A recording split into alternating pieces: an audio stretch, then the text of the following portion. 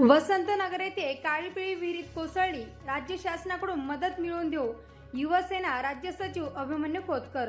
वसंतनगर येथे काळीपिळी विहिरीत कोसळले असून यामध्ये चनेगावचे 5 जण आणि तपोवनचे 2 जण असं 7 जणांचा मृत्यू झाला असून युवासेना राज्य सचिव अभिमन्यू खोतकर यांनी जिल्हा सामान्य रुग्णालयात भेट दिली असून माजी मंत्री अर्जुनराव खोतकर हे सध्या मुख्यमंत्री एकनाथराव शिंदे सोबत आहे।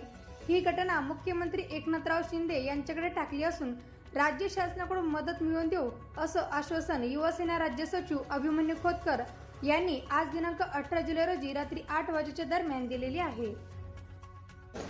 आज जालना जिल्ह्यामध्ये अत्यंत दुर्दैवी घटना घडली आहे।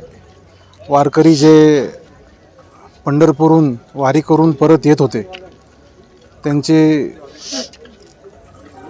गाडीला अपघात झाला आणि ती गाडी विहिरीत जाऊन पडली।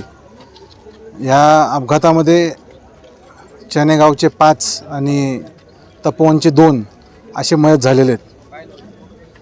खोतकर साहेब सध्या मुंबईला CM साहेबांच्या बरोबर आहे। मी त्यांच्या कानावर ही घटना टाकली आणि CM साहेबांनी आश्वासित केलेत की जे मयत झालेत त्यांना राज्य शासनाकडून आम्ही मदत मिळवून देऊ।